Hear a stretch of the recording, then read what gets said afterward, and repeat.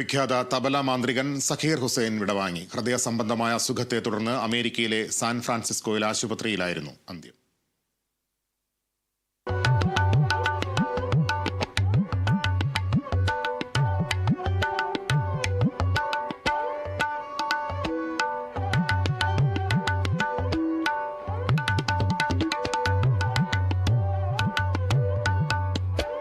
താളം ജന്മസിദ്ധമായിരുന്നു സാക്കിർ ഹുസൈൻ എന്ന 3 വയസ്സുകാരന്. പാത്രങ്ങളിലും മേശയിലും താളം പിടിച്ച ആ 3 വയസ്സുകാരൻ സാക്കിർ വളർന്നത് ഉസ്താദ് സാക്കിർ ഹുസൈൻ എന്ന വലിയ പേരിലേക്കാണ്. വിരൽത്തുമ്പിൽ മാന്ത്രികത വിരിയുന്ന തബലയുടെ ഉസ്താദ് സാക്കിർ ഹുസൈൻ.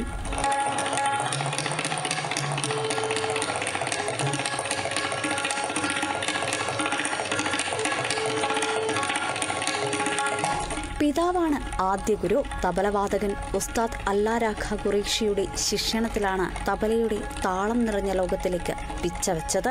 അച്ഛന് പകരക്കാരനായി തബല വായിച്ച 7 വയസ്സുകാരനിൽ നിന്നും തന്റെ 12-ാം വയസ്സിൽ ആദ്യ കച്ചേരി, അതും ഷഹനായ് ചക്രവർത്തി ബിസ്മില്ലാ ഗാനൊപ്പം.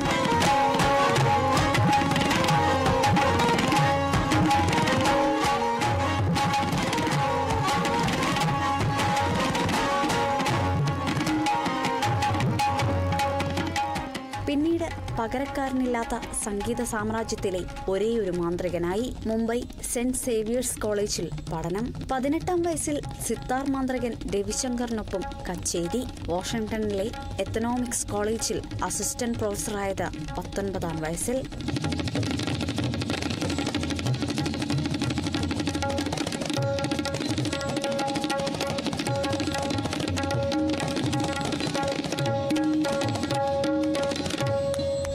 കൈവിരൽ വേഗത്തിനൊപ്പം അതേ താളത്തിലുലയുന്ന അലസമായ മുടിയിഴകളും കൊണ്ട് സാക്കിർ സൃഷ്ടിച്ചെടുത്ത ലോകം വലുതായിരുന്നു. വിസ്മയം സമ്മാനിച്ച സാക്കിർ ഹുസൈനെ തേടിയെത്തിയത് 4 ഗ്രാമി അവാർഡുകൾ. രാജ്യം പത്മശ്രീ, പത്മഭൂഷൺ, പത്മവിഭൂഷൺ എന്നീ പുരസ്കാരങ്ങൾ നൽകി ആദരിച്ചു. ലോകമെങ്ങും സംഗീത പരിപാടികൾ അവതരിപ്പിച്ചു.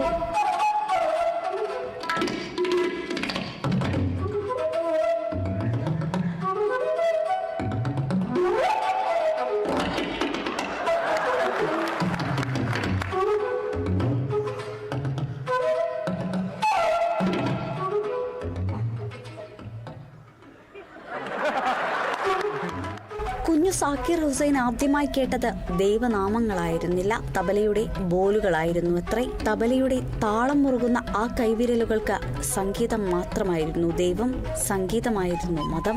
തബലയുടെ ഒരേയൊരു ഉസ്താദ് പകരക്കാരില്ലാതെ വിടവാങ്ങിയിരിക്കുന്നു.